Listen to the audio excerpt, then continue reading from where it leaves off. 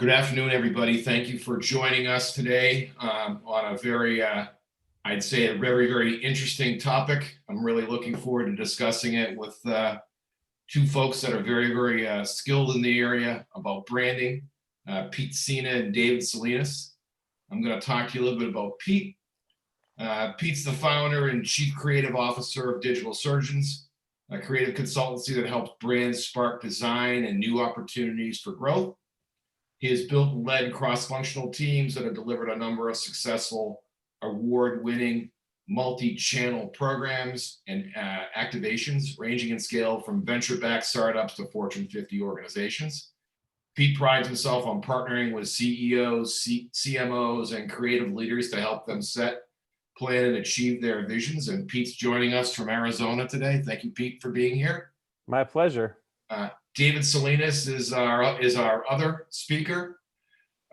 David is the chief. Let me get David's info right here. Give me 1 second. Of course, I make a mistake. You can say chief awesome officer. He's pretty awesome. Let me just pull up David 1 second. I'm the chief growth officer. Chief growth officer for let me just pull you up here, David. Give me one. I got a lot of titles. I can help you out. If you want. Take it over.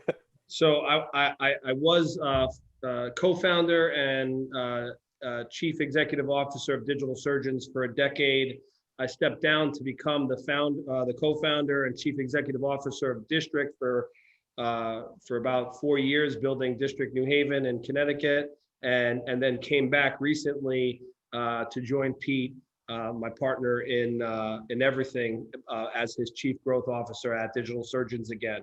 So I wear multiple hats. I'm the chairman of the District Arts and Education nonprofit, which has the Holberton School, and where we're doing tech training, and we're trying to create the future workforce of Connecticut. And then I'm an advisor to a lot of companies and try to do my best. Excellent. Yeah. Thank you, Dave, for jumping in there and helping me out. I appreciate it. I had some planning, but best plans sort of go up in smoke when you lose things on your screen. So the way we're going to work it today, folks that are listening and participating, is I'm going to throw a number of questions at Pete and David, but first going to ask Pete to talk about Digital Surgeons a little bit more, if you could. Yeah, sure. Absolutely. My pleasure, Chris. Thanks so much. So thanks everybody for tuning in. It's always interesting doing these things virtual. Nothing better than having you all actually in front of me so I can see you and sort of respond and tailor things. So I'm just staring at myself here in the webcam. So definitely pop some things here in the chat and they'll pop it on over. Want to keep this interactive, want this to be valuable for you. But as Chris had asked, so Digital Surgeons is a creative consultancy. We work with brands and businesses of all shapes and sizes. I think given the topic of Techstars, I'll tell you mostly about the startup world that we play in, but we also play in the enterprise world. So we help companies like yourselves that are starting out, either seed funded or maybe A or late rounds. And then we also help companies go to IPO, and we also work with Fortune 50 organizations. So the one thing I think all of our customers have in common is we're helping them tell their story and get to the next stage in their evolution. We do that through branding, communications, and marketing. Where possible, you might hear a lot of buzzwords get thrown out like marketing and innovation and consulting. The way I like to sort of do it is keep it a little bit simple, which is we help you connect with your customers, nail the product market fit, and then move and scale the business forward. We do that through marketing, communications, and digital creative. Great. Thanks, Pete. David, why don't you take a little bit more and talk a little bit about District, please? Absolutely. So District was really what it is today is an ecosystem built for startup companies, people that are engaging in the community in the business community here in Connecticut. It's super robust. It has a lot of details, but ultimately how it came to be was over the years of understanding I wouldn't say I'd say the gaps in the market here in Connecticut. Older assets, meaning buildings, office spaces, sort of a changing of the guard, a modernization of office space and workspace as a construct, led us to believe that there was a opportunity to do something different here in New Haven, in Connecticut. And we wound up taking a bus depot, which was built in 1950 and abandoned about 11, 12 years ago by the state of Connecticut, and build it into a super robust ecosystem for business people. Prior to COVID-19, we had just hit 96% leased in the space. So it's a 111,000 square foot building. It's massive. We hit 96% leased. Our co-working space had just opened up a second piece to it. So it's about 30,000 square feet. It has about 140 private offices in the space, which we had hit 100% occupancy on prior to COVID-19. And we're starting to feel the comeback now as people are starting to return back to the workplace. We have one of the most robust fitness centers in the region with a playoff of CrossFit. We recently removed CrossFit from our brand because of some of the issues that they had with their brand. So talk about branding problems. But we have spinning, bar classes, HIIT classes, Olympic lifting, weightlifting. So these micro communities within our fitness center, which really comes to life into what we built on District, which is a community of communities. It sits at the mecca of what we do. And from there, we have a variety of businesses that range from literally single person entities and proprietors, all the way through to our largest companies in the building that have up to 40, 50 employees. I think one of them has 75 employees in multiple offices. Right. So Pete, you're in District, aren't you? Yeah. So David and I are partners in District and co-founders of Digital Surgeons. But yes, Digital Surgeons headquarters is based in District. We like to eat our own dog food, as they say. Yeah, no, and it's a wonderful building. I visited there personally, and I can attest for the amenities and the whole concept behind it. And I couldn't think of two better people to be able to talk about branding from a couple different perspectives. So I have some questions for you guys. Let me just sort of throw them out there if I could. All right.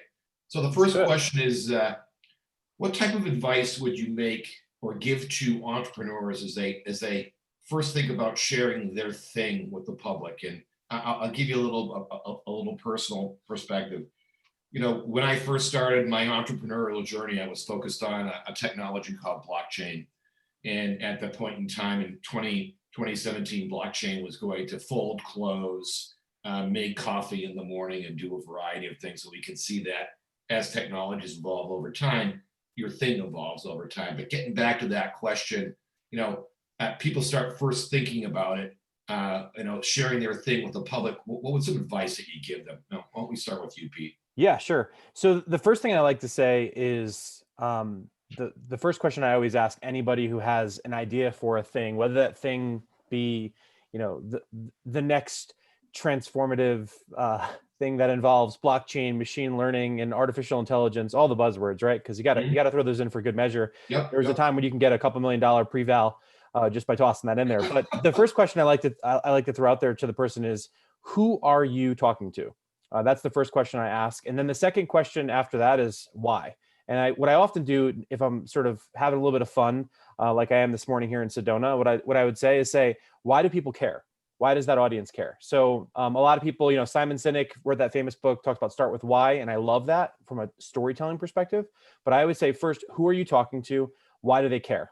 What problem are you solving? And then sort of working your way through that tends to create what I find is a pretty tense but sort of expansive conversation that starts to happen. Because what ends up happening is when you challenge your own assumptions, when you challenge your own ideas, you start to go down that rabbit hole. So a famous game that we sort of play with our customers, it's a design thinking game, is called 5 Whys, which is you sort of ask the why question, the person answers it, and then you repeat it back to them, but getting them to go one level deeper for why. And typically what I like to say is, you want to get at least 5 whys deep.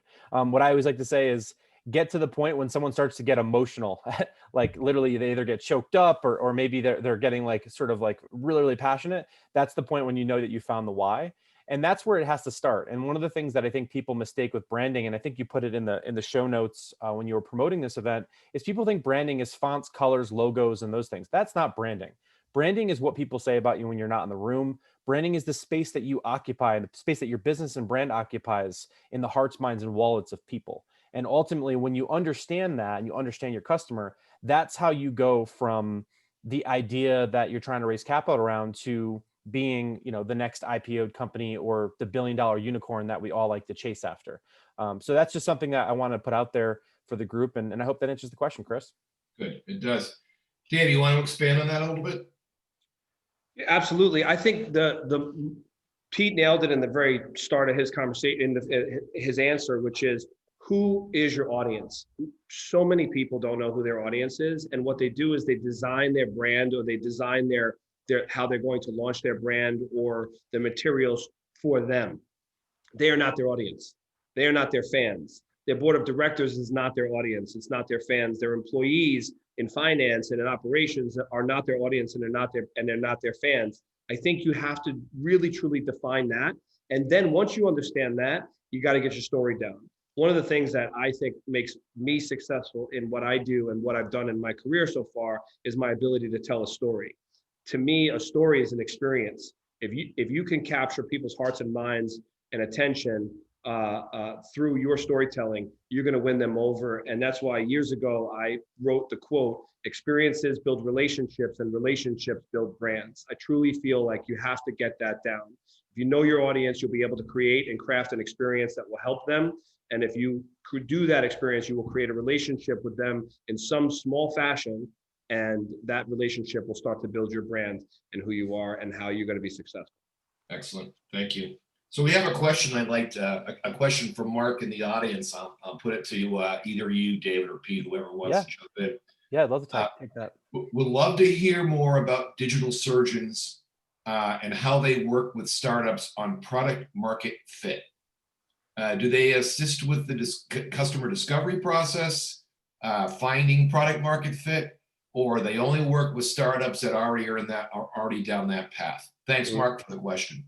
Yeah, Pete, thanks. tell them about the Delta process. I think that's one of the most exciting processes.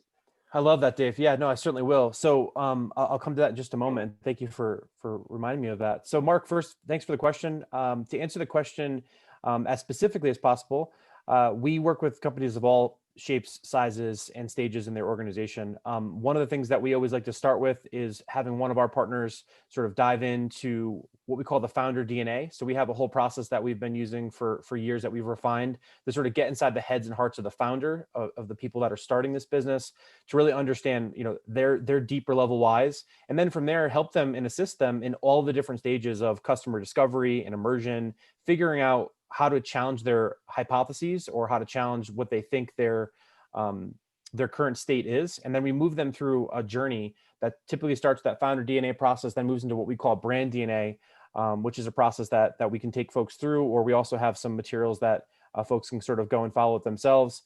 From there, what we do is we come up with, David mentioned something, which is what we call a Delta system. So many companies use the term agile sprints. But I think the problem with agile sprints is it works really well for technology projects and software engineering. And as a former software engineer myself, I've seen sort of the good, the bad, and the ugly of sprints. What we like about our Delta process, if you think about the Greek letter delta or the triangle, is it means change over time. So one of the things that we like to do in the product market fit process is identify who we think the customer is, sort of validate or invalidate the hypotheses of the founders or the team that they have at that time, and then work them through what we call a willingness to buy initiative. So sometimes that'll be something as small as just running a couple of social ads to validate or invalidate the hypothesis, or sometimes it's going and launching a full go-to-market strategy for a particular market or a segment or a cohort that might make sense. So to answer Mark's question, we do help folks through every stage in the journey, pre-funding. We also have an advisory services practice at Digital Surgeons where we'll come on as an advisor, help you get your story told, help you identify what that product market fit looks like, and then even go as far to help raise capital. And we've done that a number of times for many of our startups, everything from, a basic seed round of, 50 to 150 to 250 in sort of seed capital, all the way up to a multi-million-dollar raise or an IPO to an exit. So we've had the pleasure, and I consider it a privilege, to be able to work with organizations, because there's nothing more inspiring and exciting, Chris, than working with founders. So Mark, I hope that answers your question. And David, if there's anything you want to add to that, please feel free. Yeah, I mean, for me, it's quite simple. Like, you've got to talk to people. So Pete and I are working on a potential acquisition of a software company. Right now, as we speak, we're in the middle of due diligence. Cool. And we reached out to a ton of people in the market. Literally, I'm talking about like the highest level people in different companies. And what we've done has been very simple. We've asked them a very simple question. Hey, we see you as an expert and we'd like some feedback.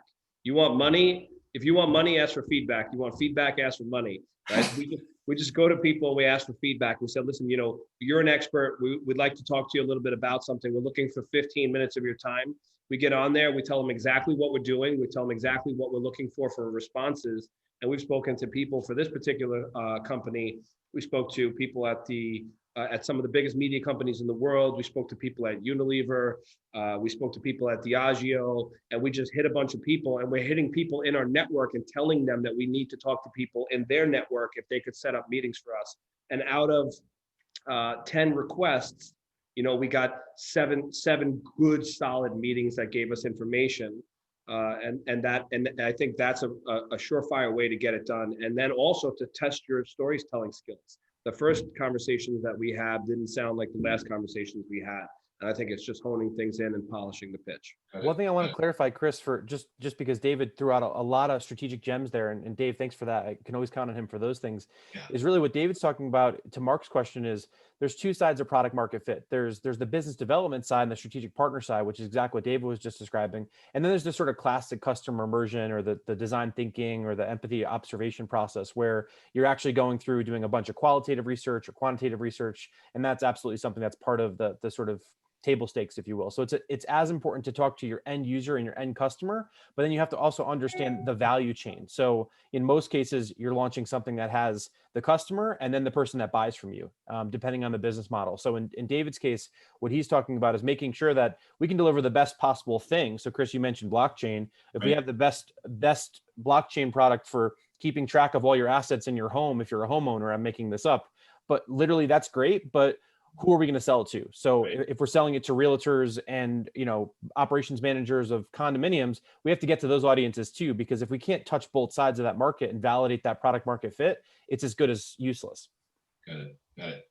Thank you very much. That was a great answer and some great expansion on the topic. I'm going to go to another question here. So I'd like you guys to put on go back in your Wayback Machine, okay, and think about when you were first getting going, and when you're on a tight budget, which most bootstrapped organizations are going to be when they start up. What would you say if you were going to prioritize some pieces? What would you say would be an absolute first must-have when people start to think about this journey? And Pete, I'll throw that to you. Yeah, well, I mean, the first thing is make sure that your product solves a real problem that people actually want.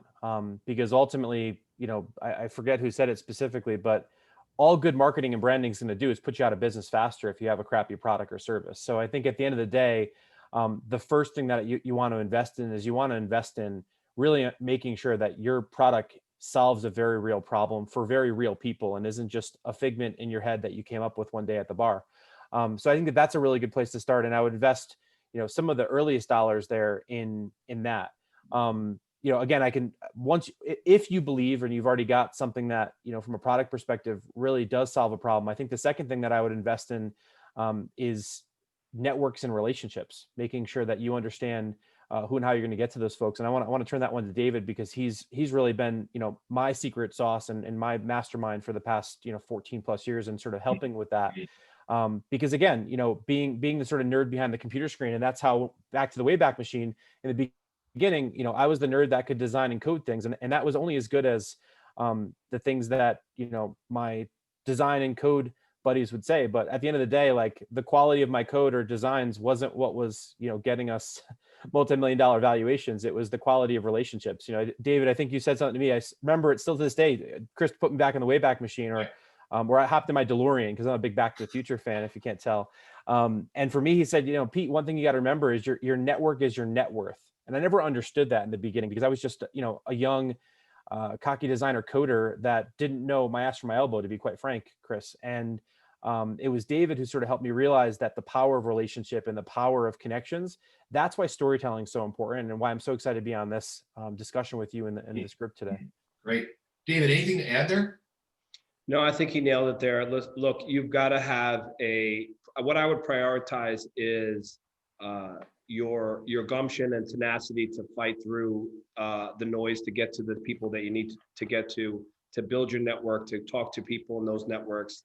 After that, I think it comes down to your story. I love startups, right? Like, I've worked with just to give you a frame, I've done like worked with Lady Gaga and United Technologies, helping them sell $2 million fuel cells, right? So you've got two opposite sides of the spectrum here. And then everybody in between. My favorite conversations are with startups. However, there's so many people that we meet with, I talk to, that reach out to me, that try, get a piece of our time or my time, that just don't have their story straight. They're all over. The products everywhere. They don't. The ones that stick out. Ryan Gresh from Feel Good Labs. The day I met him, he walked into district. He had his pitch down. I would put him in front of anybody, anytime, any place. I love his product. I love him as a founder. He has such a clean pitch, such an unwavering focus on what his brand is, who his audience is, and what he's trying to do in the marketplace. He stands out to me as an entrepreneur and a leader that I look for. I think you've got to have your story down. You've got to have your ability to just like push through to get to the people in the right networks. Money is nice. Pete and I started with $5,000. We built Digital Surgeons with $5,000. We've invested in startups off of that initial $5,000 and the returns we got from it. We have no investors. We have no debt. We built District. We started a startup. We have the co-working space and the athletic center. That's in 14 years off of $5,000. So you can do it without money. You just have to be able to focus on the right places and be able to push through and make sure your story is consistent. Gotcha. I appreciate that. So Pete, Dave, I want to just sort of take a little detour here because I think it's something important that people should probably spend some time with.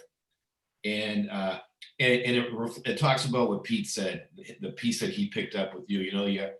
As you grow professionally and as you work with different people, you always remember those nuggets, right? Those core pieces. And Pete, that one said in for you, your network is your net worth. David, can you spend a little time talking about networking just a little bit and sort of things you might do, tools you use, and sort of how you work through that just for the betterment of the audience? Yeah, I think tools you can use any amount of tools. I think that really depends on who you are, where you live, where you are, where your industry is. But for me, the first thing you got to do is you got to get out of your comfort zone. People tend to network with people that look like them, sound like them, and know what they know. And I think that's the biggest mistake you can make. I think you have to be a lot more strategic about that. One of the things that I noticed as a young guy when I was a teenager is that everybody that was a teenager hung out with teenagers. And I always tended to find myself talking to people that were in their 20s, 30s, 40s, or 50s. And I would just sit there and listen and sponge off of their experience. So my maturation process was different. It was faster than others. As I got older, when I started Digital Surgeons with Pete, and I was 26 years old, I met this really awesome guy. He unfortunately passed away recently. His name was Wilder. And he used to say to me, he goes, he's like, you're not afraid of the gray hairs. Now, at the time, I didn't have any gray hairs. Now they're starting to come in. But he said, you're not afraid of the gray hairs. He goes, and that's a really smart thing. And I said, no. I said, I love people that have experience. I think that's so important. And he goes, yeah. He goes, that's going to pay off. And then it did, because now I have this huge network of people that have always been able to help me get to who I need to get to, that have given me the right advice. And it's just been a remarkable journey. So if I could say anything about networking, is break out of your comfort zone, understand what value is, be very upfront, be very transparent, and things can go a long way. And I would say that if you wonder about the whole young versus old thing, because startup people aren't always young, right? I think the average person is in their 40s or 50s nowadays. But the reverse of that, Pete wrote a really awesome article many years ago called Bridging Wonder and Wisdom. And it was the whole sort of old versus young thing. And, I really, really, truly love that. Like, I can't learn about the trends in TikTok if I don't go into the younger year, if I don't talk to my daughter and her friends when they come over and sit at the dinner table and ask them questions about what they're seeing in the trends and why they like it. And at the same time, I'll sit down with someone in their 70s and ask them about their journey through entrepreneurship before they retired. I think you've got to have a nice balanced network. Yeah. Yeah, and I think Chris, I want to add something to that because I think it's so relevant today. And Please. and the post that David was talking about was I had an incredible conversation with a great client that I won't name just because it's not my place to, but let's just say this woman was facing ageism as a C-suite executive at one of the biggest brands in the world that we all know. If and I won't name it, but I think I wrote that post a number of years ago, and obviously it was long before the great deal of unrest that we're facing today. And I think what we're talking about, and again, I love Brad Feld, one of the co-founders of Techstars, and his recent book. If everybody hasn't read it already, and this is me plugging it, I'm not endorsed by Techstars or Brad Feld, but his latest book, The Startup Community Way, is all about evolving an entrepreneurial ecosystem. And he talks about how to have sort of pride for where you're from and pride for your city or your town or your state or your brand or whatever it is. But one of the things that I think is a really important thing, building on what David just said, is think about the diversity of your network. And by diversity, I mean that in every sense of the way, the age, the gender, the ethnicity, the belief systems, right? If you only surround yourself around people who are like you and look like you and think like you, then the thinking that you have and the success that you have is going to be limited. It's going to be germane in some ways, and it's going to be an echo chamber, which I think is what many folks have faced on social media because their algorithms are so good, where you're just going to keep getting more of your thinking. That's not perspective. That's not diversity. So I think what we need to do, and one of the things that I just want to put out there is making sure that you're extending and expanding who you speak with. And also in the process, one of the things that David and I, and you heard it in David's sort of announcement when he was talking about the things he's up to in the beginning of this, Mhm. it's all about inclusion. It's all about being able to lift up and welcome folks in, no matter what those folks look and feel like, right? And that's, to me, is just so important. I'm very passionate about that because some of the best working that I've done in my career has been in that human-centered design approach, and you can't have that unless you bring everybody to the table. So I want to put that out there because I just think it's so important, especially as you think about branding, right? If you're just branding your product or service to someone that thinks or looks like you're missing out on such a great opportunity for expansive growth. So I just want to put that out there, Chris, and sorry for derailing or detouring the No, conversation. I think that's a perfect time, and it sort of dovetails into a question we just got from another Chris from the audience. So, David, I'm going to shoot this at you if I could. So it's with the networking theme. During COVID, right? Networking in a new market. Any thoughts, any tips, anything you want to share with anybody there? Yeah, so I think it all comes back to, so one, I want to say this thing. One is I've met so many people that start to network and they're not used to it. And what they say is, I feel like I'm wasting my time. That's a terrible mindset because meeting people is never a waste of time. People are, it's just for me, again, I'm talking to my daughter's 11-year-old friends. I'm talking to my 2-year-old son's, park, his playmates at the park and their nannies and their mothers. And I want to talk to everybody. And I go in there with no expectations, and you'd be surprised the opportunities that come out of that when you don't have expectations. So that I want to say that. Now, in terms of COVID and networking, I think that a couple of things that are happening that happened in my life during COVID so far. One is I started putting out more content. I started being a little bit more daring with my content. So I put out, for just as an example, I put out content on LinkedIn about everybody was taking walks during COVID. Everybody was like, it was like a walkathon every day. So everybody got out of the house, you just walked, you walked with your wife, you walked by yourself, you walked with your dogs or with your kids. And I was walking and I saw garbage on the ground. And I got pissed off because I see this line of people walking down the street, all like in their little pods, and everybody's just walking by the garbage in my neighborhood. So I said, let's just go pick it up with my wife. And I filmed it with with my daughter. And I filmed it. And I said, go out and pick up a pound or 5 pounds or whatever it is. And I put it on LinkedIn. And that started a whole thing that created all these people that started to connect with me and reach out to me. And then what I wound up doing was I wound up putting a scheduling link onto my LinkedIn. And I said, hey, anybody want to talk to me? Here's a window of time that I'm putting out there for people to just connect with me. I don't care what it is. And I had people from all over the place. I'm talking about like people in other countries that I've never met before that were like, I saw the link and I thought it was really interesting and bold of you to do it. And next thing you know, I'm talking to someone who is an inventor who's got 3 patents. And I talked to somebody else that's starting a company. I talked to someone that was unemployed and that needed some advice. And all of that goodwill and all of that information that I was, all of those opportunities that I was putting out there or accepting and willing to let in, paid off because I met some of the most amazing things. I met a barber. This is I want to just say this really quick because this is an amazing story. I met a barber, an urban barber, who owns 2 barbershops in Connecticut. But then all of a sudden it turns out that he owns the biggest barber platform in the world. Okay. He just sold his Bentley and he's unbelievably successful and wealthy. He introduced me to the president of the NAACP during COVID. This is pre George Floyd, but before the unrest really started to happen. He introduces me to him. He brings this guy walks into my office with the president of UConn and the treasurer of the state of Connecticut, and all of a sudden my network is just explosive. And I'm meeting all these incredible people, entrepreneurs, Black entrepreneurs, Hispanic entrepreneurs. I've cracked this into this whole new network of people, and it couldn't be the most, it was amazing. And every time I call on these people that I just met on the internet or through a phone call, they answer my call, they do what I ask, or they get something done for me, they make an introduction, and it's just absolutely incredible. I use X.AI for my scheduling, which is an artificial intelligent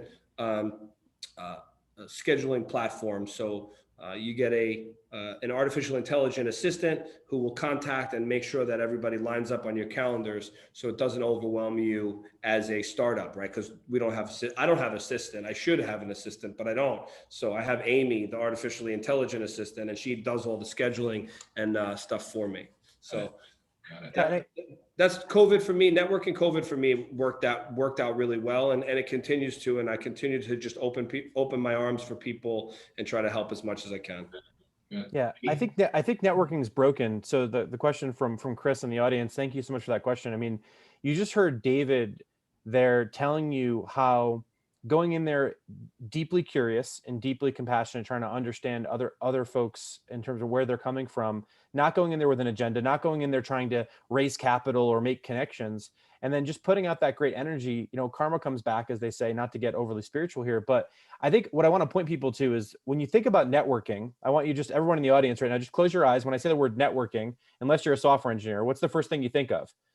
You think of most likely you're in the corner or there's a bunch of people, they're all rushing to the bar. They're trying to sort of figure out whose name or title is on the name tag if you're in there. And in my opinion, networking's broken, right? So for me, what I actually like about what's happened with COVID, again, I'm an optimist in many ways. I try to find the silver lining is what networking, if you look up the definition of it, it's the action or process of interacting with others to exchange information and develop professional or social contacts.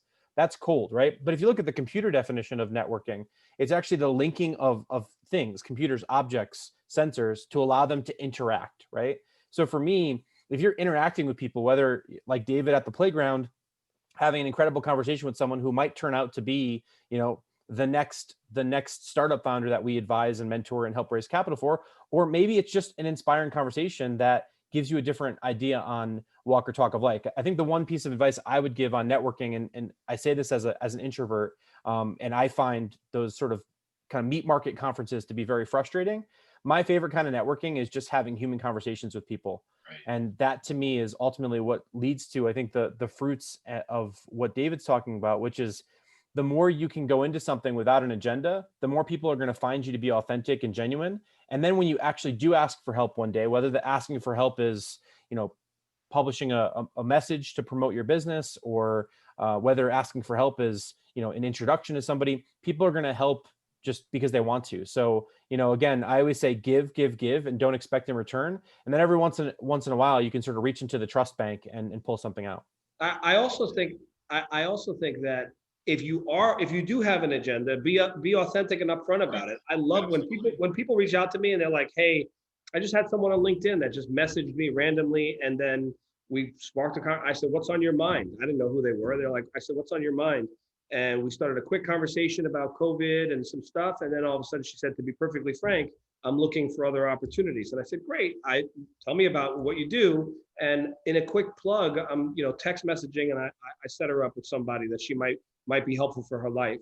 So, and that, another thing that I want to bring up is during COVID, I met a teacher at Yale. I forget her name at the moment. I'm drawing a blank.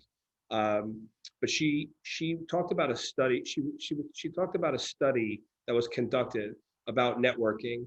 And essentially there's two types of people. When there's people that when they think about networking and they see the letters W blank SH, they think there's one type of person that thinks of the word wish, and there's one type of person that thinks of the word wash. The person that thinks of the word wash thinks that networking is dirty, and they're not open to it. They're afraid of it. They think that the whole process is like me trying to get something from you, is trying to extract. And the people that are wishful thinkers, dot connectors, people that are open to possibilities. One thing I love about the direction that Pete took Digital Surgeons in when I stepped away was really focusing on getting people to stop focusing on our capabilities and focus on our possibilities, and focus on the possibilities that we could have with them and their brands. And I think that that's what networking is about possibilities. It's not what are you capable of. Got it. And I appreciate both of those comments you guys be able to put forward. I think are definitely from the heart. So I appreciate the sharing there. Let me get back a little bit on the not on topic, but in the same thread we started off with. When you consider the various channels available to sharing a brand message, social, print, radio, TV, what are some critical items to consider? And I think the items would be to consider: is there any prioritization there? Is there any different way to slice it there? And Pete, I'll start with you if you could on the question. Yeah, for sure. And then there's an audience question from John that came in, and it was Marissa King was the Yale professor, just that David was talking about. Yes. Thanks, John. Right. So Appreciate thank that. you for that. So Chris, to answer the question, so I want to sort of rewind us back to the beginning of this conversation when you asked the first piece of advice, and that first question I ask is who? The first thing you have to understand before you think of your channels or your go-to-market, and listen, I can get into lots of fancy terms, and Dave knows that I know my fair share of acronyms, but I'm gonna skip the jargon for today for this group because I want to keep it conversational as it's been today. I've really enjoyed this discussion. So Chris, thank you again for creating such a space and an environment for that to happen. I really appreciate it. What I would say in terms of prioritizing your channels when it comes to where you're going to brand and market yourself and develop the brand, the first thing you have to understand is the audience, right? So if your audience is over-indexing on TikTok and fast twitch, fast burn, ephemeral content, so David's got me thinking about TikTok because of what he was saying with his kids, and if that's where your audience is, you got to be where your audience is, right? So one of the things I always hate is when people prioritize a channel where their actual audience isn't playing just because everybody else is. It's like, oh, we have to be on Facebook, or we have to be on Instagram, or we have to be on, make sure we're SEO optimized and all these specific things. Like for me, every channel has a purpose, right? And we're living in a world now where because there are so many channels, right? It's not like back in the day in the 60s where there was a couple of channels on television, and if you can be on one of those channels, that's where all the audience was. Or audience were, excuse me. So I think right now it really matters, where's your audience, identify what they're looking for. So Google talks a lot about this idea of micro moments, right? So like, what are the moments or the occasions that your brand or your product or your service makes sense to think about? So are you a brand that's going to save someone time? Are you a brand that's going to take up their time and entertain them? Because the thing you want to think about is being where your audience is. And that sounds so trivial when you think about it. But the thing I want folks to think about today and at any time is when you're building your go-to-market, you have to understand who you're trying to reach. In some cases, I think everybody's got, their minds a little over-indexed on this idea of direct to consumer, but then I know a few folks who specifically, I know some folks in the spirits business that they were thinking about going direct to consumer and doing a two-step kind of model. And then they ended up switching it, doing the old school way and going to retail. And even amidst COVID, they still were explosive on retail. Right. So in that case, if you've got limited dollars to invest, are you going to spend all your time and money on social media and trying to reach people on a one-to-one basis? Or are you going to try to spend that time and money being able to build relationships with the retailers who in that case became this person's customers. So I think the channel mix comes down to where people are, where you need to reach them, when you need to reach them, and how you need to reach them. And then from there, you can start to build that sort of media mix or marketing mix from there. But the biggest thing to sort of also think about is how much sort of fodder do you have in the cannon when it comes to media? Because in many cases, everything today is pay to play. Even if it's a couple bucks a day on Instagram, Facebook, or LinkedIn, from a paid media perspective, you have to really choose wisely, because trying to be on 5 or 6 channels and having this much impact versus just picking one channel and having this much impact, Right. for me, it's clustering the density of communications, I think, is critical. But you got to start with understanding who that audience is. And I don't mean to give a vague answer, Chris, but if someone in the audience wants to give us a specific example of who their audience is, I can give a walkthrough as to how we go about understanding the psychographic profile of that audience. Are they waking up and starting their morning on Instagram with Instagram stories, or is this the audience that you want to hit them early in their inbox because they tend to over-index with email newsletters? Or perhaps is your audience an on-the-go sort of busy audience and you want to reach them via podcast or sort of audio-based download? So again, all these things work across channel, but how you reach, engage, and convert that customer really comes down to who that customer is ultimately at the end of the day. So Pete, I think part of that connects back to your original. You and Dave had a sort of good frickin' frack on that beginning, but I think that connects back to the who and the what. Like what problem am I trying to solve? The what problem I'm trying to solve would seem to drive a lot of downstream thought processes that would go with that, and maybe tailor that a little bit. Would you say that's a fair statement? Sometimes. Okay. I would say that's definitely a fair statement in principle, but I think sometimes it also puts you into a position where you're thinking like everybody else. Got it. So in some cases, let's say, for example, I'm trying to launch a new special iPhone case that happens to purely exist because right now the EMFs that are being sort of emitted from these devices is actually causing issues with people, whatever those issues might be, right? So if I'm trying to reach people who specifically want to buy this case, yeah, I can reach them on Instagram, TikTok, Facebook, Google search, SEO, like pick a Reddit. I can reach them anywhere, right?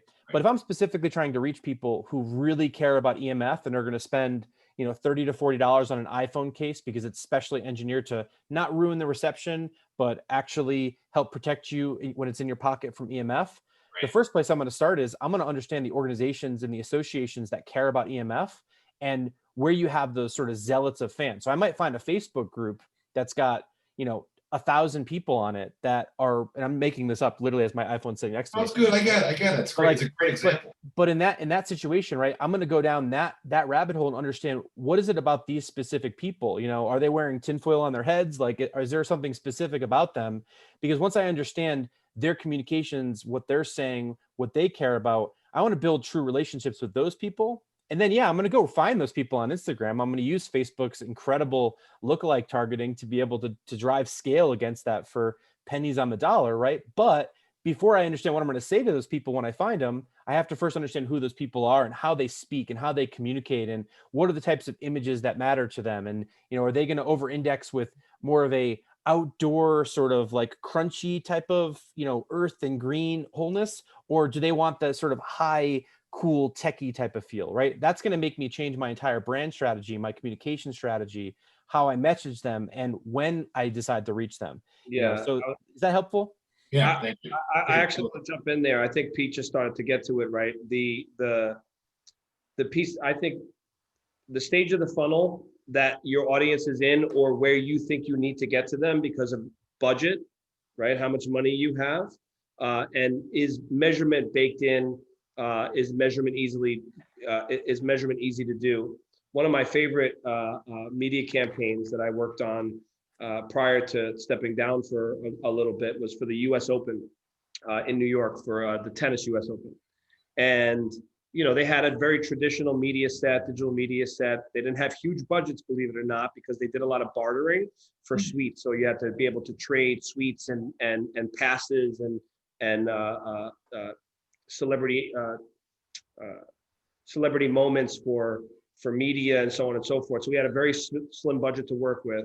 They worked with Efficient Media. They did some major buys, some out of home and that kind of thing. But what we realized is because they were so good about targeting their audience, they knew who their audience were and they were unwavering about that. That created an insight, which was that during this 2-week period of time in New York City, this was the very best thing to go to, right? It was the place to be, and it became part of their messaging. Like I forget at the time, at the moment, but it was like the best show in town or something along those lines. So what we did was, instead of creating a channel strategy, we created a data strategy. And knowing, I like to hack. I like to find places to fish that no one's fishing in. So we knew that there was a data strategy, that there was a technology company that was buying first-party data from the airlines and finding out who was booking flights in the front of the plane. I'm doing it this way. That's not the plane. This is the plane, the front of the plane. So who was buying data in the front of the plane?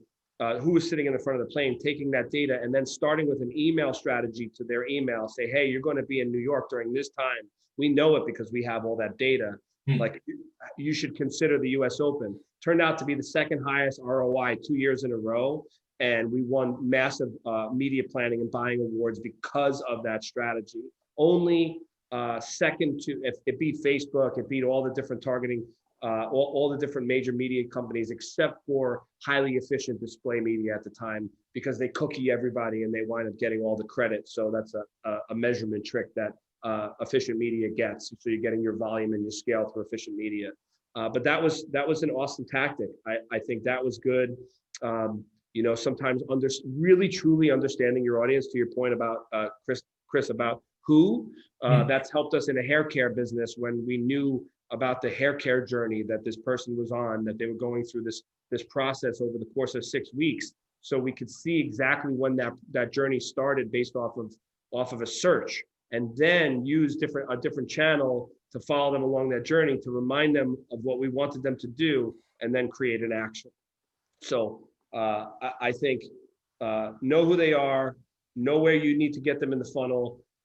You better be sure what your budget is, because you'll burn it quick if you pick the wrong channels and you don't realize what you're doing. And then if you can hack your way through some data, some smart thinking, you can be really successful. Agree on the data piece. I think the data piece is something that always might be overlooked, and I always think it's a great place to start with, because it's always hard to argue with when you're dealing with those core facts. Yeah, Chris, the big four really is like for the group, right? And Google sort of published this a long time ago, but it's like, I always sort of remember it as like, know, go, do, buy, right? Just sort of think of it in verbs, right? Everything's got to be about verbs. What are the actions of the user, right? So like when when are they looking to be educated? When are they looking to be entertained? When are they looking to transact? Like David was saying, what we identified is what those sort of linchpin moments were, where the person hadn't yet made the decision as to what they were doing. Most people think about, an event like the US Open, and they do it in advance. They book it in advance. Right. What we were doing is capitalizing on the behavioral insight around action based on impulse buying. And we were able to do that because we understood the exact moment when someone was looking to be engaged. And it was that small moment that was worth its weight in gold, because we could hit them at every other micro moment in the journey, but it was that moment that had the most weight that ultimately created that transaction and that conversion that we were being measured on, which is putting butts in seats, at this amazing event in the US Open. So I think that getting back to that from a brand perspective, it's you have to understand why you exist and why do you exist for those people, and understanding the sort of levers to pull. And that's why I use that example of like going into a Facebook group or going on Amazon and reading reviews about your competitors, right? So if, why do people hate blockchain, Chris? If just go back to your blockchain product from 2017, right? Like, what are the reasons why? like, and then digging into that, and then using the things that people dislike to create those, some people call that pagans, right? So it's like Mac versus PC or Dunkin' versus Starbucks. Yeah, exactly. Don't even go there. I get it. I get that. So I like that. I like that topic a little bit. So I want to focus just a little bit on that thread, if we could. Sure. You're in your office, Pete. You and David are together. You have an existing relationship with a brand. The brand comes in, and you sit back and you're listening to the brand, and everything that you're hearing is scaring you to death. how do you play back to the brand, or how do you play back to that customer? Providing that, trying to provide that structure or coaching advice, but basically saying you guys got to start over again. Have you had those situations? You don't need to reveal it to anybody, but I'll listen. David and I are open books. If you ask the right question, I want to just clarifying question for you, Chris. What do you mean scare? It scares us to death. Can you elaborate? yeah, they've given you a budget. They're thinking they're going to take it down some paths. They've already done something successfully, and you're mentally, you're not agreeing with where they're at, and you're going to have to give them some negative feedback, or you're going to have to try to influence where they want to go.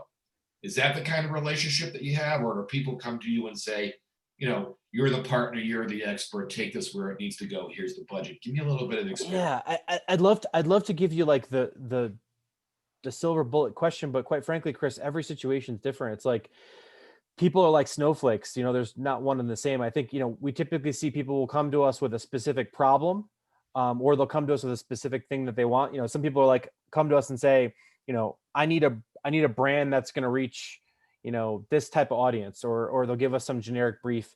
To answer your question though about being in a room, I think what our team is really good at, and our teams will typically sit in the rooms. We like to play that 5 why game, so like what we like to do is call sort of what are the evidence procedures, right? So if a client, let's say for example, a client is dead set on doing a out-of-home media campaign. We actually ran into this recently. Out-of-home media campaign. They really wanted to be in a market, and for me, it sounded like a really dumb idea. When I heard it, my team heard it. My team was like, "Oh man, this is not on strategy at all." You could see the looks on their faces. Right. But you want to be respectful, right? Because you never want to come off as like, the agencies get a bad name, right? One of the things I love is Rand Fiskin, the CEO and original founder of Moz, who's no longer involved, the search engine optimization company, Moz. He recently put a post out and said, everybody, you should work with agencies and consultants as much as possible. And I was so happy to see that. I was mashing on the retweet button when I saw him post that recently on Twitter, because agencies get a bad name. Everyone's trying to do everything themselves internally. They're afraid of agencies. And it's because of situations like the one you're describing, Chris. Okay. People come in, they act like know-it-alls. What we like to do, and listen, I'd be full of shit if I told you there wasn't times where I heard a bad idea and I pounced on it like a lion in the jungle, right? I'd be full of shit, and David would call me on that, right? But what I will say is over time, as I've got some of those gray hairs starting to come in, as I've learned a little bit, and I've become a more wiser version of myself, what I've realized is listening to the thing beneath the surface is really important. So what it turned out was when we were inquiring into why they cared about this out-of-home campaign, what we realized is that the parent company that owned them was coming to town. And what they wanted to do is they wanted to plaster town with their brand to show their bosses and their sort of, the leader, Mm-hmm. we've got our shit together. We're everywhere.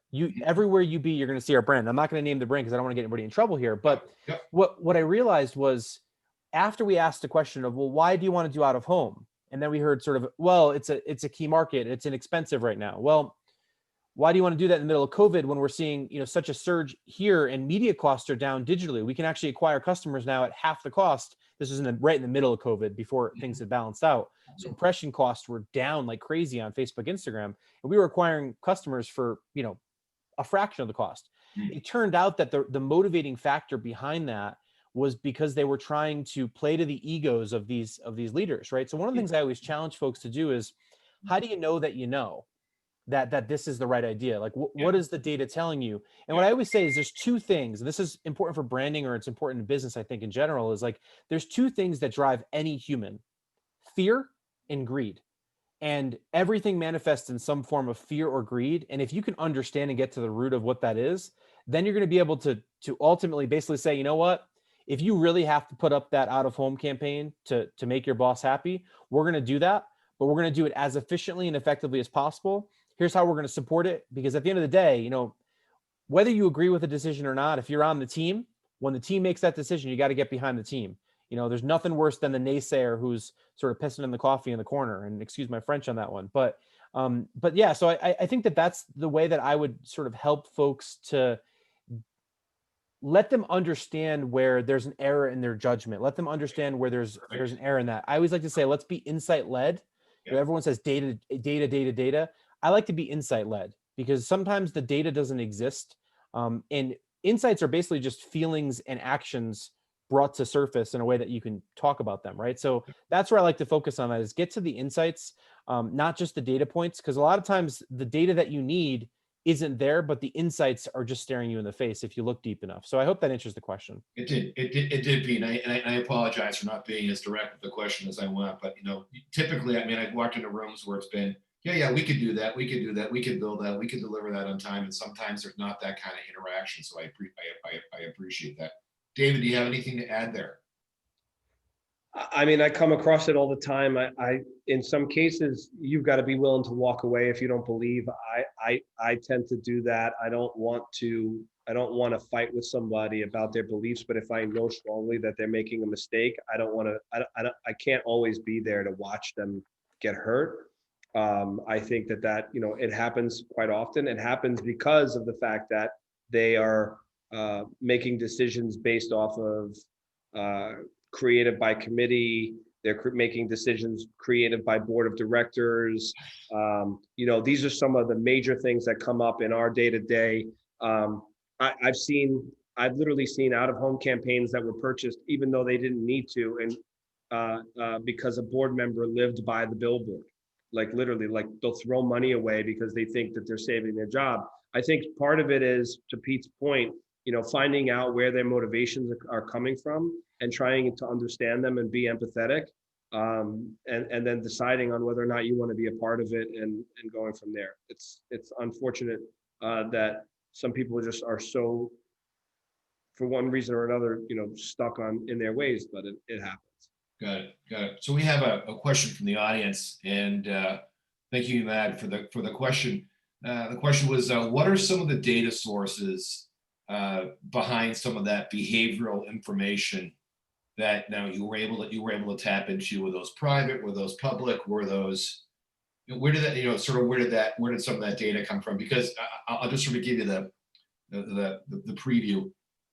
Everybody who's ever flown on a plane always gets into their email or always gets on their phone just before you're landing to try to figure out what you're going to go do for the day and what you're going to miss. And to be able to key into that and drive a campaign off that is one of the coolest things I've heard in a long time. So that in and of itself is pretty neat. But when it comes to that data, those data points and that analysis, who do you work with, and how would you sort of, get access to that? That's like asking the executive chef of a Michelin star restaurant to give you all the recipes. Come on, Pete. We'll give you a little bit of a taste here. So the first thing I want to say is thank you, Imad, for that question. I'll let David sort of talk to the strategy side of it, because that was really his strategy on that campaign. And again, we still love it to this day. The thing I would say to answer the question is, we want to look at the intersection, right? So one of the things that you want to do is understand it's not just one place you can buy data from. I can rattle off a list of data companies that you can buy incredible data from, depending on what the channel is, whether it be clickstream behavior or audience ID data. I mean, you pick a company, Experian, et cetera, and you can get data from everywhere. The magic, I think, that David's talking about is being able to overlay those other and specific data things. So one of the first things that I love to talk about recently is I've been talking about conversational commerce for a long time, right? So one of the companies we've been using for years is a company called Segment, right? Twilio just bought Segment for $3.2 billion just a couple of days ago, right? Why did Twilio buy Segment? Well, Segment, for those of you that don't know, Segment is one of the leading customer data platforms, right? So people talk about having their moats or their sort of the data that they sit on, because data, as much as data is the currency of the future, data is like oil. Oil is useless unless you refine it, right? And I'm not sharing my views on oil at this moment, but good analogy or a metaphor to use here, right? Yeah. So to answer Imad's question, being able to pack all these different data sources into either a customer data platform or a DMP, or being able to tap into different DSPs, the biggest thing you want to understand is what's the data that you need or want, right? Because data is everywhere. I mean, you could literally go out there and you can get data from Oracle, you can get data from IRI, you can get data from Nielsen, you can get data from Experian, you can get data from anywhere. You can get data from Google, Facebook, et cetera, right? You can get data from your own website if you know what you're doing properly, right? With the right tagging. The one thing I want to sort of hopefully answer for Imad, because I want to honor the question, is when we're looking at behavioral information, we're looking at obviously a number of the different segments of information that we're getting. So we're looking at clickstream behavior. We're obviously looking at social behaviors. Psychographic, demographic, technographic behaviors are also important. And then we're also understanding and being able to understand the life stage or the decay or the time decay of those particular things, right? Because if you buy, flight data that's 6 months old in the middle of COVID, that information is not exactly very valuable for you right now. So I want to put that out there because I think the reason I shared that story about Twilio is because it's about the interplay and the interconnectivity of that. Essentially, for those of you who don't know what Twilio is, they started out as basically doing, SMS automation, and now they've basically transformed into this customer experience platform to be able to personalize one-to-one messages based on what the data is that you have on that particular version or the particular ID of the person. So again, Ahmad, the thing I would sort of encourage you to do, and feel free to reach out to us afterwards and we can dive a little bit deeper into your specific use case, but behavioral information is only as good as what you're applying it to. And you have to go a lot deeper than just buying from a singular data source. But I mentioned a couple of the data sources because I did want to answer, where we get some of our ingredients from. Thank you.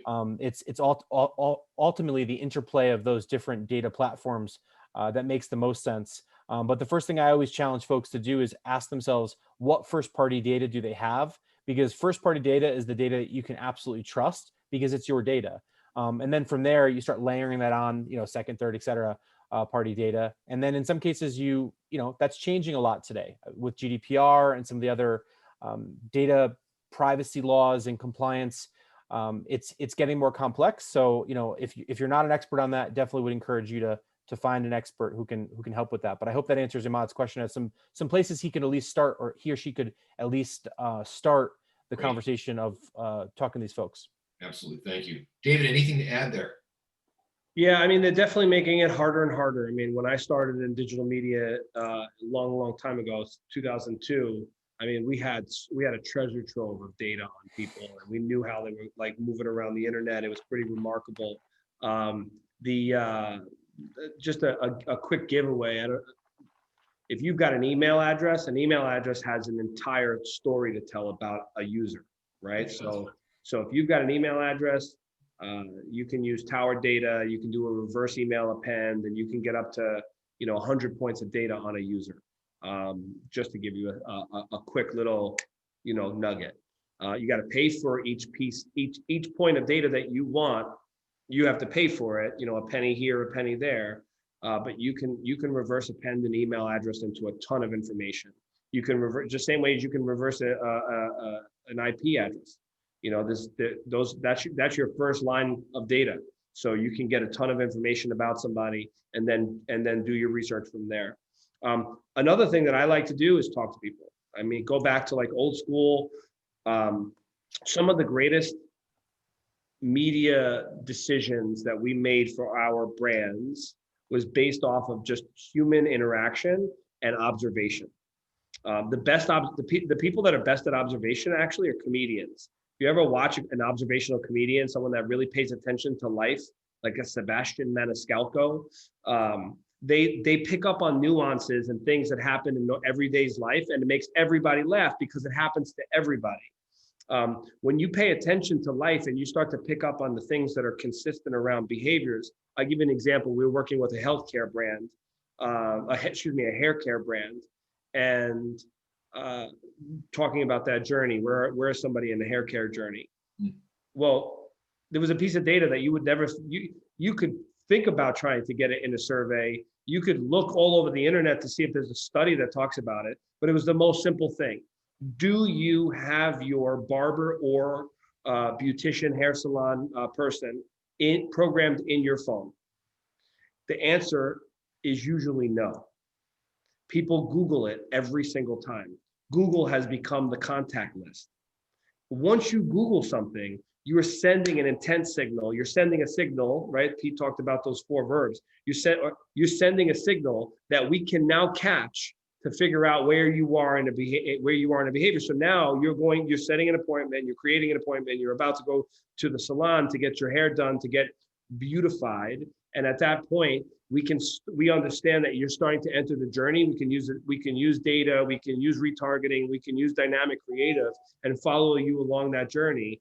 And just like that, no insight machine, no qualitative, quantitative company would have ever known that. But for some reason, because I pay attention to the way people behave, I brought it up in a meeting in a huge Fortune 50 company, and everybody was like, well, where'd you get that data from? And I said, by a show of hands, how many of you have the number stored in your phone? And 18 out of 20 people in the room said no. Yeah, and they were all women, and they were all women who were. It was David and I were the only two men in the room. I think so. Pay attention. That's the key. Pay attention. Yeah, and I think Chris, one thing that Imad is sort of hinting towards is whether you're a CEO, a CMO, or just an engineer. It doesn't matter what your background is. I always encourage everybody to study behavioral economics. If you haven't read Freakonomics or Thinking Fast and Slow, two different books, definitely let's put them up in the links up in the chat for folks here. Like if you haven't read those books, go out and read those books or listen to them however you like to consume content, because it's the behavioral economics that get you to think about the most important dimension of data is the human expression and the human experience. And I think to David's point, it's being able to understand how people behave. What do they not think and feel? That's one thing, but what do they actually do? And how do they search for, discover, consume your product or your competitor's product? And then find the edge cases. One of the things I was doing recently for one of our customers, one of our teams was hosting a workshop, and I just popped in for a couple minutes. It was a virtual workshop. The team was doing an incredible job. David and I are so blessed. We have the best team on the planet. We're up here sort of while they're doing amazing work behind the scenes. And if it wasn't for them, we'd be nothing, quite frankly. But I say that one thing that's really important to sort of build on that note about behavioral economics is you have to understand that actual behavior. And you have to understand what people are doing and at what stage in the journey. And the only way to do that is to talk to people or read things. So in this workshop, one of the questions I sort of threw out there to the client was, I said, hey, you're trying to steal all this market share from this particular, particular competitor that was just much larger, much more sort of deeply seated in the market. And I said, can we pull up, have you read the Amazon reviews on their products? And they're like, no. I'm like, let's look at all the 1-star reviews on their product, and then basically take all the 1-star reviews in the product, translate that language into action, into ads, into marketing messages as to why we're better at that one thing than they are. And they're like, wow, that's so smart. And then they had these like 100-slide McKinsey decks. And don't get me wrong, I love McKinsey, the amazing company, but they had these 100-slide McKinsey decks that were like not answering any of those questions, right? And it's like, if you, I'm not dissing any companies. I love these companies. I work with these companies. But I think what's important to do is like, you could spend $250,000 to do a market map analysis from one of the biggest consultancies in the world, McKinsey, Accenture, they're all amazing, right? Or you can just spend a couple hours and read Amazon reviews. And quite frankly, they're both super important. But in some cases, you could hand a junior creative and say, make a bunch of social ads that use this insight that's messaged in this Amazon review. That's how you could do bootstrapping and growth hacking, right? Growth hacking is about using these platforms. It's about figuring out how to do things on the cheap. It's not about having the biggest budgets. You know who scares me, Chris? The people who scare me the most is people with the biggest budgets, because they get lazy. They get lazy and they just write big checks. And then it's the small companies that you've never heard of, right? There was a time when nobody had heard of Apple. There was a time when nobody had heard of Allbirds, right? They just launched their apparel line recently, right? Allbirds is crushing it, right? These companies you never heard of, you never thought of, until they scaled to become the Airbnbs of the world, the Caspers of the world, right? But to get there, you got to spend a lot of time and a lot of money to be able to build your way up that ladder. But I think it starts with that growth hacking. So I hope if there's one thing that this group takes away from this discussion today, it's that to get big, you got to start small and stay small. And that lean and mean mentality is actually a competitive advantage. It's not a weakness in many cases. So I think the takeaway I heard, and if I internalize some of these messages that you're delivering, is that it's really, for me, and I think back on the blockchain thing, Pete, and I recount the work that we didn't do very well effectively back in 2017 was trying to solve that problem. What is the problem that we're trying to solve? Who is the audience we're trying to go after, and why would they want it, and why would they want to talk to us? So I really appreciate that. So got a question here for you, and I'll sort of put it in this phrase. So if you think back, Pete, before you and David sort of jumped into digital surgeons, right? You think it back in your professional career, and you think back about that, that sort of aha moment, or that sort of what and when you said, this is where I want to go. This is sort of what I want to do. This is why this is appealing to me. Can you talk a little bit about that? And am I clear with the question, or can I provide some more detail there? I think it's clear. Okay. So I'm going to give you the, It's when he met me. like, so I'm going to be, listen, I can't be anything other than who I am, right? That's the one thing Right, that's the of one course. thing that's unique. I liked to design and code. I just was fascinated. I always understood computers more than I understood people.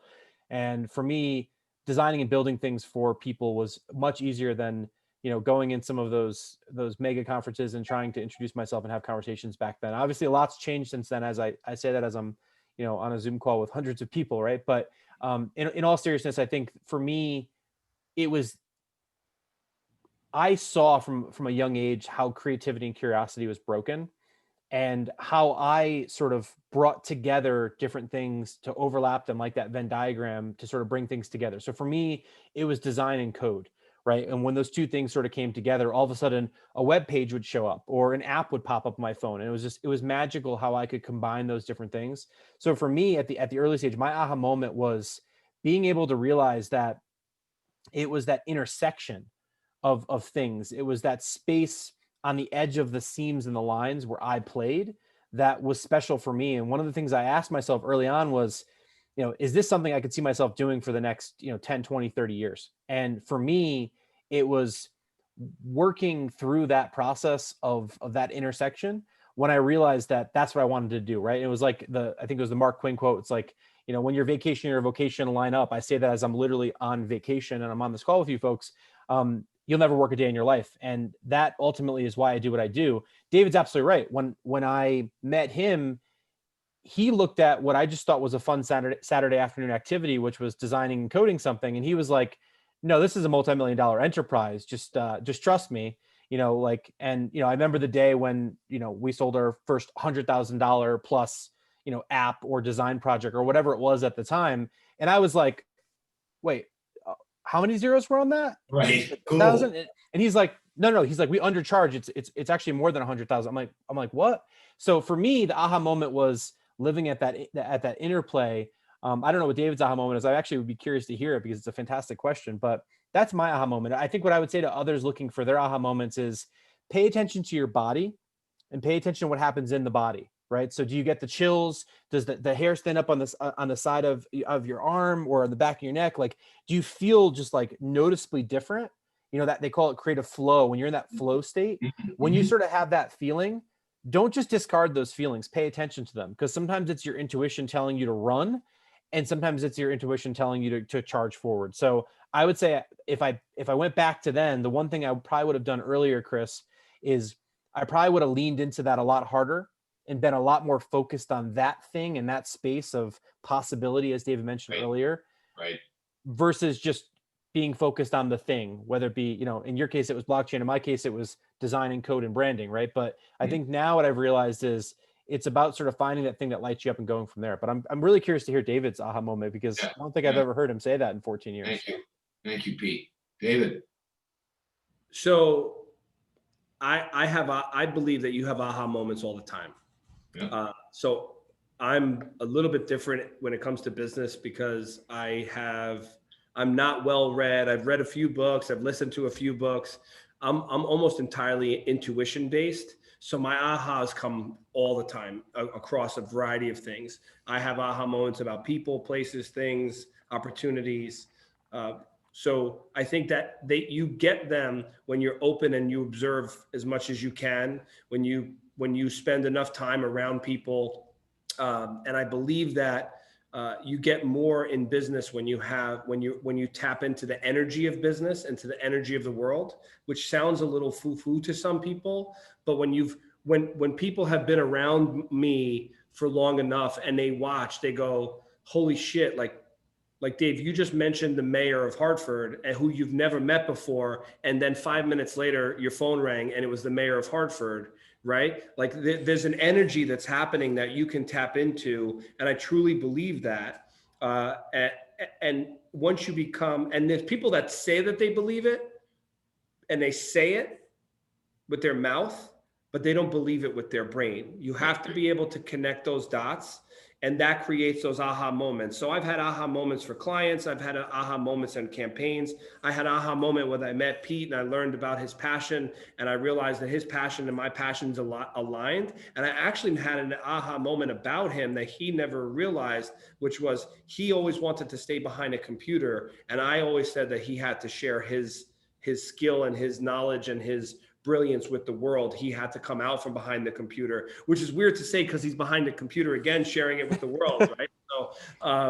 So I've had those aha moments. It's a circle. It's a circle, exactly. In 2014, because of years of preparation, 6-7 years of preparation and learning about New Haven, learning about Connecticut, talking to politicians, talking to people at the different universities, learning how everybody sort of had this loathing for Connecticut, but this yearning for this place to be greater and to be better. I had been picking up all these consumer behaviors and thoughts and sort of mental surveys. And then all of a sudden I'm looking at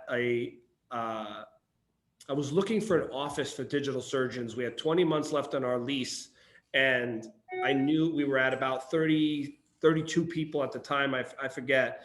And I knew that we were going to have to move, and this move was going to be bigger and badder than the old moves. I didn't want to get hurt by it. So we spent all this time trying to find a space, and we couldn't find it. And then one day I'm looking at a Google map from a Google satellite, and I'm looking right across the street from our office, outside of our window, essentially, but from my house at the time. And I'm looking at this satellite and I see this bus depot with this river behind it and the highway and all this stuff. And I said, holy shit, that's it. And it was abandoned and no one knew what it was and no one could see it. And it was just like this thing. And there it was staring us in the face. And I printed it out on 11x17 paper. And in 5 minutes, I drew on it, amphitheater, restaurant, gym, outdoor seating, bocce courts, all the things that you see today. 90 some odd % of the concept came out in 5 minutes in an aha moment. And then from there, it was just a matter of taking that moment and honestly just wrestling it down. I often say in business, I'm a rhino. And I think that you should be a rhino. You need to have thick skin, a hard head so you can run through walls, and a big heart and never go backwards. And I think from that point, I took that aha moment and I just made it happen. And I got backed up by great people. Pete backed me on the whole thing and he believed in it, even though people were calling us crazy because we found it. So I think just open yourself up. Still calling us crazy though. Yeah, I am crazy. I like the word crazy. I think it's a sexy word. I think, open yourself up to possibilities, tap into the energy, you try to tap into your intuition. If you don't feel like you have a strong intuition, learn about it, be on explore how to be a better person always, every single day, every single moment. I've watched Pete on his journey since the day we met, and he's become an incredible human being, better and better. And I think that I've tried to do the same things through each of my aha moments. Awesome. Thanks for sharing there. I appreciate that. I think I can pile on the district conversation, David and Pete. I mean, I've been down there. I mean, I visited with you pre-COVID. We've talked in the middle here. And I think the one thing that I can honestly say is that excellent facility. I think pre-COVID, you had done just about everything you possibly could for people who are in the building. If people don't know about it and people have an affinity for alcoholic beverages, there's a wonderful beer garden there as well. I mean, you could go to work there, not leave there, and then come home and feel pretty refreshed. So I think that's a good 360-degree endorsement. We're on the track here. We have about 6 minutes here left. I want to make sure that I ask this question, and you guys can sort of tee this up or share this however you want to think, because I wanted to get to this last piece, and I think Jacqueline I'm gonna use Jacqueline's question that she had her up front. Where to start when starting up? What would you say would be that place to think about? So, Pete, you've given it a number of things, sort of like the what are you, who are you, where are you going to go? But is there something in front of that you would recommend people to try to spend a little bit of time on before they get there? I'd like to jump in there first. Pete. Sure, go ahead.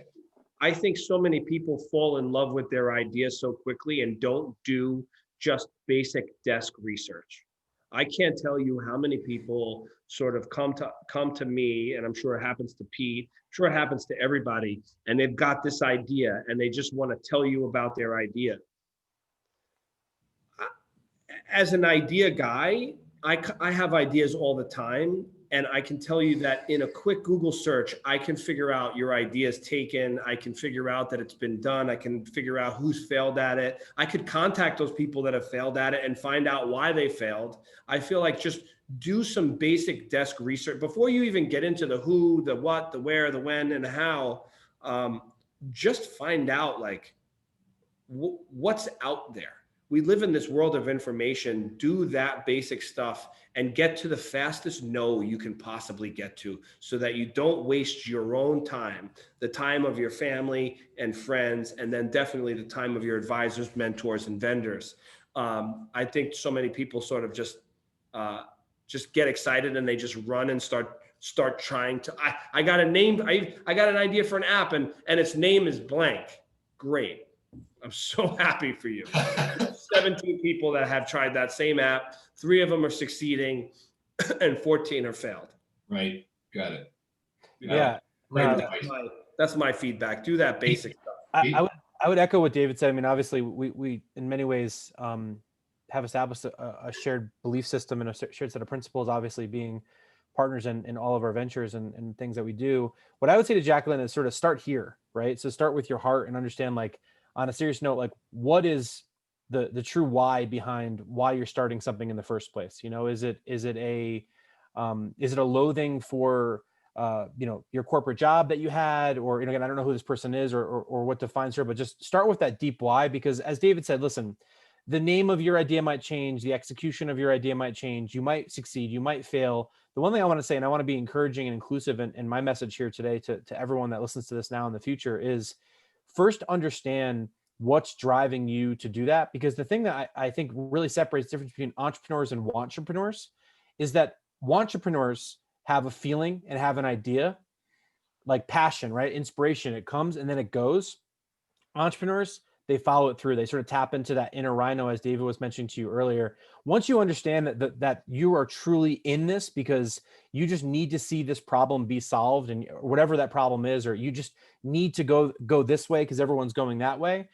After you've established that, the next thing I would say is find your community. Find the people that you can connect with, right? So if you're up in the Hartford area, go to launchinhartford.com and understand what Launch is doing, right? They're creating amazing places and networks designed for innovators and entrepreneurs just like you. I'll put the link in the chat so we can do that if you're up in the Hartford area. If you're in the New Haven area, come see District, right? Visit us online. David will pop the link in the chat as I'm sharing this here. Find that community of people that are going to get behind you, because oftentimes what I've learned is it's not always your friends and your family, because most people are scared of entrepreneurs. They're scared because they wish they did it. They wish they took that step that you're about to take or you're already taking. So you got to find people who believe in you, who are going to lift you up, because there's going to be really, really dark days and really down days when, and those could sometimes be on the brink of destruction. But it's the ability to get back up and to keep moving forward that I think is going to be such an important thing. But before you even get to that next step in terms of where you're going to go when starting up, you got to start right here, which is in your heart and in your head, and understand, why am I doing this in the first place? Because I'll tell you something, over the past 14 years, and even this year specifically with COVID, there was a lot of days where I woke up in the morning and I was like, wait a minute, why what am I doing this? And I had to sort of go back in that Wayback Machine, as Chris was saying earlier, right? And I had to ask myself, like, why am I in this in the first place, right? And sometimes scrolling backwards through your feed and looking at who you were a couple of years ago will remind you that who you are today is not who you were in the past, and it's certainly not who you're going to be in the future. So that why's got to stick for you. So I just want to hope that helps out Jacqueline here and the question that they had. I think I just want to add to that. I think self-awareness, you nailed it, Pete. Self-awareness is so critical because, we meet people all the time that want to be an entrepreneur because they want to be a boss. That's not a reason to be an entrepreneur. We meet people that want to be an entrepreneur because they want to be rich. That's not a reason to be an entrepreneur. We meet people that want freedom. That's not a reason to be an entrepreneur. You could be a consultant, a freelancer, and do that. You can be a Fiverr star, right? Fiverr star, whatever it's called. I think you have to have the right reason. I also think that knowing who you are and understanding the journey and doing the research and listen, Pete and I are going to be launching a podcast soon called Forward Obsessed, where we've recorded 3 episodes. We're cutting them up right now. It's about progress, pitfalls, and pivots of entrepreneurs. It's not just about the sexy awesomeness. It's about aha moments. And we say in the opener, business is a roller coaster and you got to strap in. I've been in a single day, I have been devastated at 9 a.m. and then I'm on a rocket at 5 p.m. right? And things are flying. And that is not for everybody. I love that space. It makes me so excited to be in that space. And if you don't, then you should consider to be an entrepreneur. You should find someone and align yourself, be an integrator to a visionary. You should go be a doer, and you could be a boss, and you could be wealthy from that. You could be imagine if you were the number 10 at Facebook, you are a mega millionaire, right? You don't need to be number 1. So I would say that is something that I would really focus on. Right. Well, the name of the podcast is going to be Forward Obsessed. And we should be rolling it out in both video and podcast format very, very soon. You follow Pete and I on LinkedIn. When it hits, it's going to be marketed well, so you'll know. Yeah, super stuff there. So I want to thank both of you for spending some time today. And I just want to harken back to something that you both said earlier. In the world of networking, it's caring to pick up the phone and return the call. And it's really picking up the phone and returning the call, realizing that there may not be a return, but you're being the human being and trying to make sure that you support that connectivity. And I think that's the one thing that is coming back. I think I'm feeling a lot more of that from my network. I think you're probably experiencing that, where people are saying to themselves, hey, what harm is it going to be if I return a call? Am I going to get anything out of it? I might not. Am I going to be able to provide some assistance to somebody? Sure. If I can share a nugget with somebody, that's going to help them on their journey. I think that's the most important thing. And I really appreciate what you shared here today. Again, David, can you put in the chat here the district, the right district website that we want to be able to use? Yeah. We'll go there. And I encourage everybody who's in Connecticut, if you guys get a chance, get down there and visit it. I think it's an awesome spot. And thank you everybody for jumping on here today. I really appreciate it. So I think we can wrap here.